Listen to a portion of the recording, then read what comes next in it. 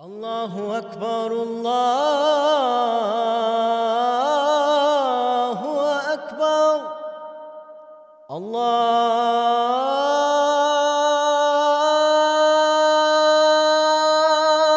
Akbar, Allahu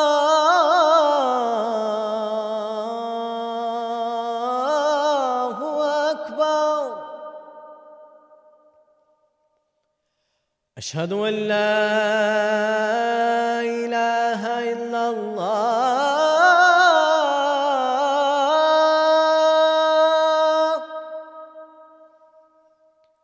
أشهد أن لا إله إلا الله.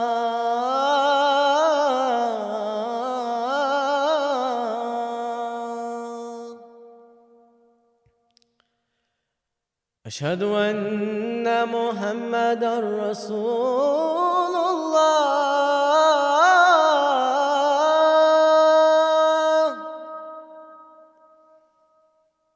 أشهد أن محمدًا رسول الله.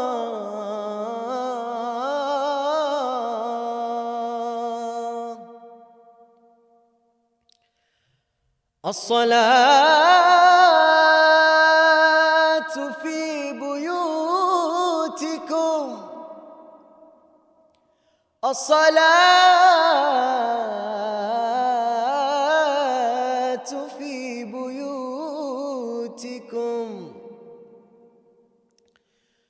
هيا على الفلاح.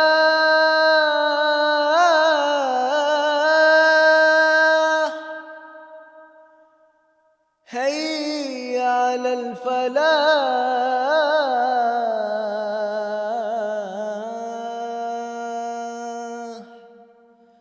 الله أكبر، الله أكبر. لا إله إلا الله.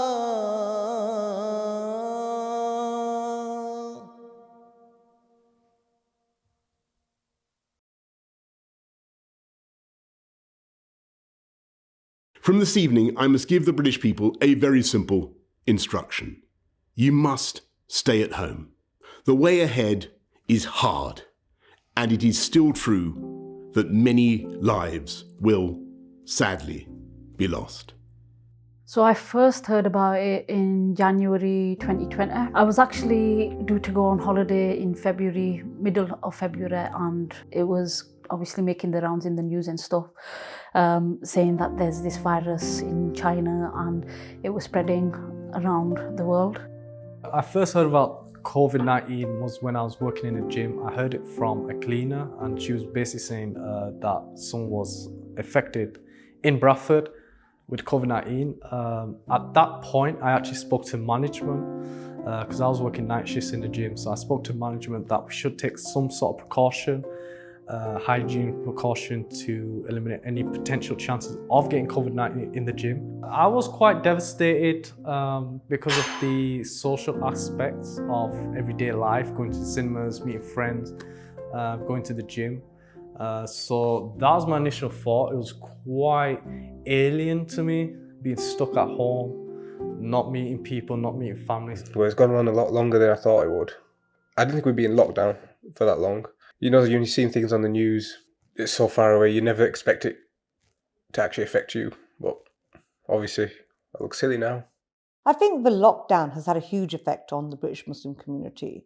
It's had an effect on all the communities, but I do know that COVID has impacted disproportionately on the British Muslim community and other communities, ethnic minority communities and the Black community.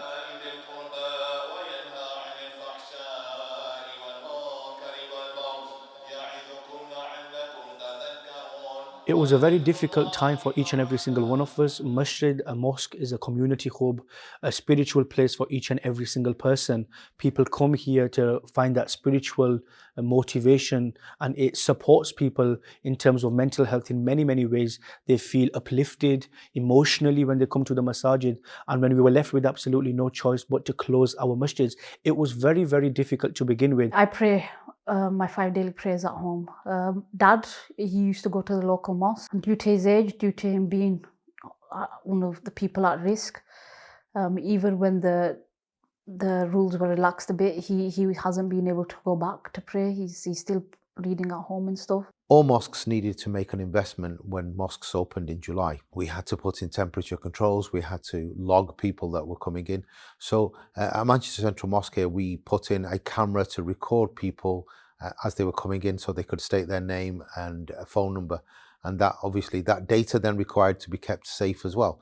So data protection policies needed to be adhered to. We had people stood at the door ensuring that temperature checks were taking place. So then there was additional costs for things such as that. And shoe bags. You know, this again, all of these processes were put into place so that people could stay safe and we could adhere to government guidelines. We know the way our mosques are. I mean, before pre-COVID, we have the same mat, the same rug within the mosque. And if I come in and I sneeze into the same place you come and do your sujood, that is called cross-transmission. The British Islamic Medical Association and the Muslim Council of Britain has come together to enlighten the Muslim community that cross-use of the same mat by the same person can cause cross-infection of COVID itself. That's why individual has to come with their mat into the mosque. The shoe bags, because you know the way our mosque is, the shoes are normally put on racks before we go in. And the reason why we have to come with our shoe bags is the fact that when we want to take our shoe bags, you know, we just cross that together. You want to take yours, I want to take mine. So when individual have their own shoe bags, it's already in their bag. So it will limit that interaction. In regards to the effect on the Jummah prayer, Islam and the Quran, it teaches us very clearly to save one life is to save all of humanity. To kill one person is to kill all of humanity. Safeguarding, protecting our community, our congregation was the most important thing for us. The best choice we had to make was to close the masjid. And in regards to the Jumu'ah prayers, an alternative was given to our congregation. The Friday reminders, the sermon, which is often referred to as the khutbah, we started to deliver that on our online platform, YouTube, Facebook, and on all of our social media devices. In regards to our practice of Ramadan and the effects of the COVID pandemic and the lockdown on that, I think it became apparent that large gatherings should be prohibited for precautionary measures. We should act upon the precautionary measures. So as a response of that, some of the durus, some of the lessons, some of the teaching summaries of the Quran, which are normally provided from within the masjid, we once again went to an online platform. We used the technological advancements that were at our disposal to benefit our community from amongst them. لِيَبْلُوَكُمْ, so that he can test you, that which of you, أَيُّكُمْ, which one of you, أَحْسَنُ عَمَلًا, is in the best of deeds, performs the best. And in regards to the Taraweeh, the communal congregational night prayer, which we often perform, we had to make sure that we don't do that in the month of Ramadan. So we abandoned those prayers within the masjid, and they were prayed individually or collectively within households, families together.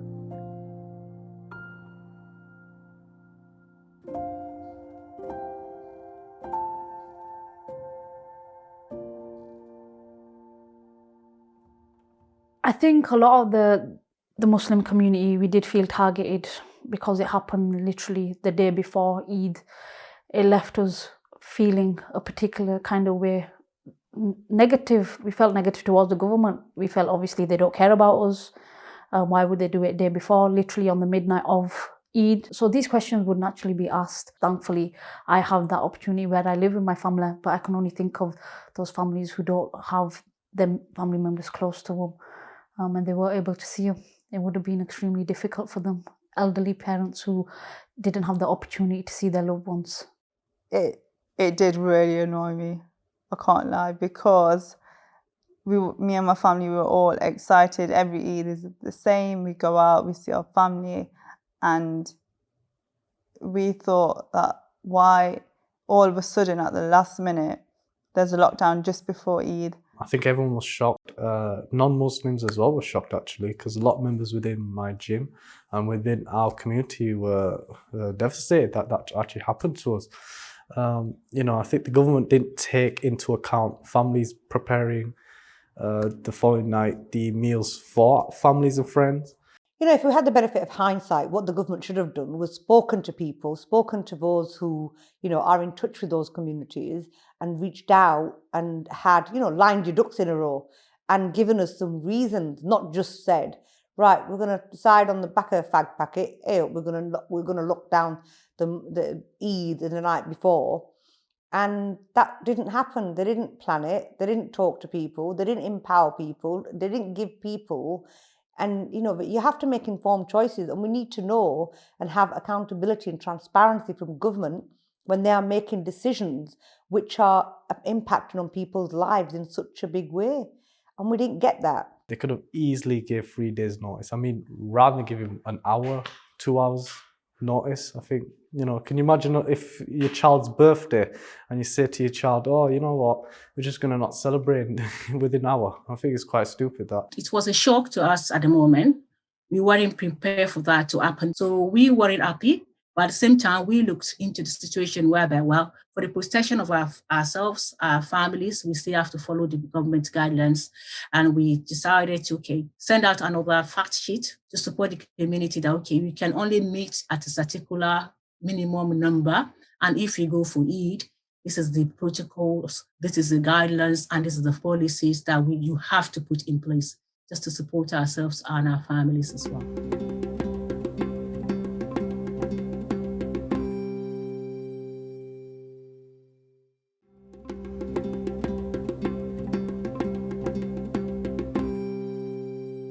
Reading sometimes news articles and stuff, in particular where there was the Eid prayers, the way they reported on the way the Eid prayers were done.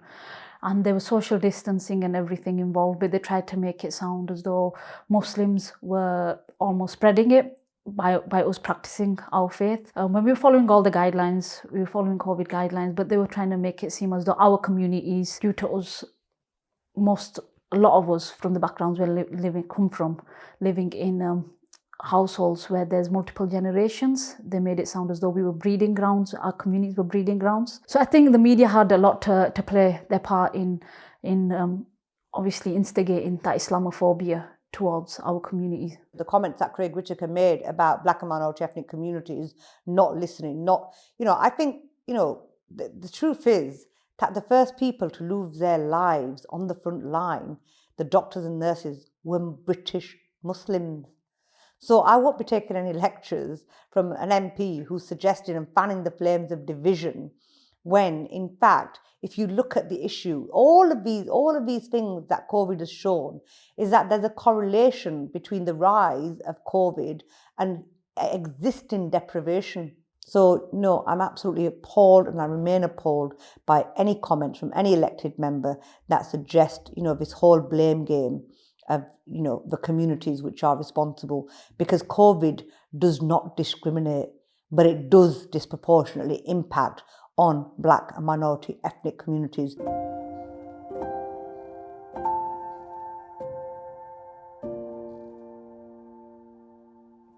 Last year in April 2020, when a lockdown was introduced in Britain, we realized that there was a great need within the civil society to help the charities, because charities traditionally collected their money from public events like walks, running, bazaars, and so forth. And the charities were also at the forefront of helping the poor people and those in need or those impacted with COVID-19. So 3 charities got together, Rahma Mercy, Drop of Compassion, and Peace and Relief International, and together they appealed to their donors to help create a fund to help those that were impacted by COVID-19. We have given nearly £100,000 so far, and it has been given out to charities right across the country and also of all faiths and no faiths. There is no distinction being made on who was able to access this fund, because we felt that those in need is varied, and therefore the money was proportioned to those that required most. And we've had very great uptake. From the time we launched it, within the first week, we had over £250,000 requested from different charities. COVID-19 has thrown up some very strange and bizarre areas in which funds were required. I'll give you some examples. I mean, domestic abuse went up during COVID-19, and funds or charities that were helping domestic abuse victims was something that we allocated our funds to. The second was students, foreign students in particularly, who came to Britain on grants, and because they couldn't go back home and their grant ran out, they found themselves in a very difficult position. And we had charities who were working with foreign students, and we tried to help them. And there was another charity in particular that touched my heart very, very closely, and that was to do with the blind people. Now, generally, we would never think about this, but blind people require assistance, physical assistance, to be taken to appointments at hospitals and other movement around the cities. And of course, this was not possible during COVID time, so special measures had to be taken, and they required extra assistance, so charities to help them. And finally, of course, and most commonly, is senior citizens who couldn't come out of their houses to go for shopping because of greater vulnerability. And we had to then find charities who were helping the senior citizen to provide them with food and make sure that they had enough and were taken care of in their own homes. So these are sort of more varied reasons and charities that were helped. For many charities that are very similar to ours, it will have a sort of similar setup where you have teams of fundraisers who will be out doing community events and sort of and raising funds within different communities.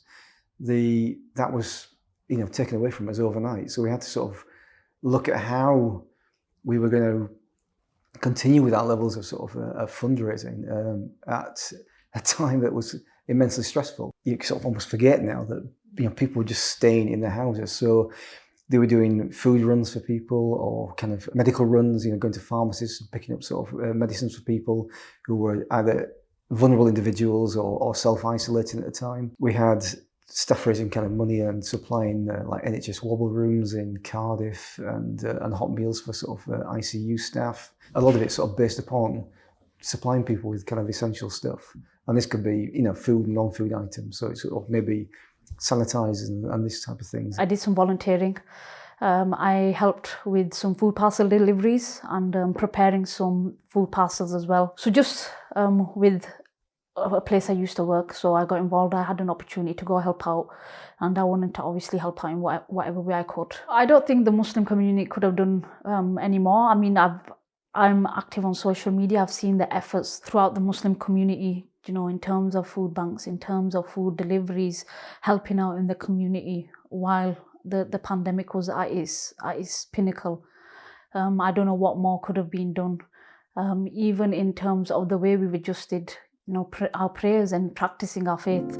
We've done everything we can, to adjust during the difficult time that was the pandemic. I'm proud of the Muslim community in Bradford West, where I represent them, of the way they've stepped up and dealt with all of this, and the British community, Muslim community across the whole of the UK, the charity sector, the community sector, the business sector, coming out together to help all of their communities, regardless of faith, and it's been really good. The British Islamic Medical Association and the Muslim Council of Britain have done a lot of work with regards to vaccine uptake, as well as the vaccinations itself. The British Islamic Medical Association has worked with the MCB, Muslim Council of Britain, to set up a lot of clinical groups to support the uptake within the Muslim community.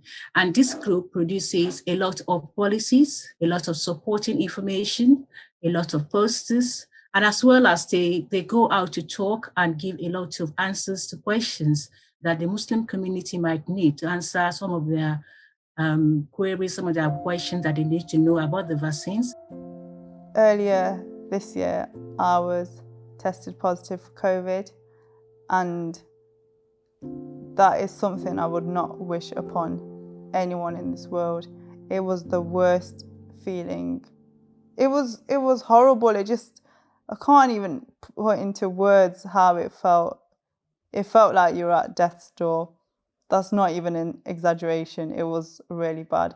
Hence why this virus killed people. It was that bad that it took people's lives away. You'd cough a lot. There was so many different symptoms. Whereas for me, I just felt like I was tired all the time. I was constantly drained, mentally drained at the same time.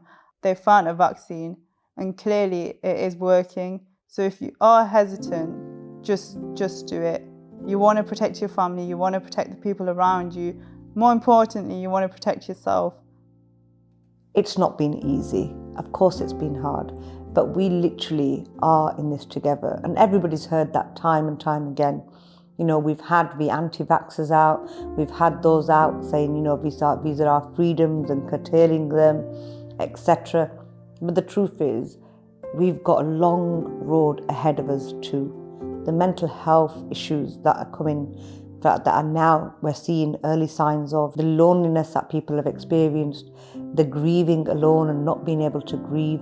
These are psychological scars that will stay with families, stay with generations, you know, people, different generations of that family. And we need to be strong because we're still not out of it yet. And we need to be kind to ourselves and take care of ourselves and look after ourselves because we're not out of the woods. And we're going to be picking up the pieces of COVID for a very, very long time. You know, we've got this far, we've done a whole year, more than a whole year. And inshallah, you know, we'll be out of the woods soon.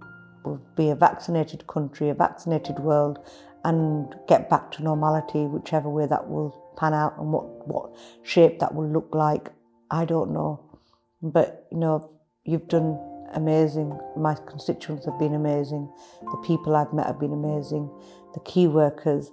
And it's just thank you to everybody who's played their part, from being at home, from caring, from running the shops, from running the taxis, to running the takeaways, to running the hospitals, for the porters, for the doctors and nurses. You know, we were all in this together.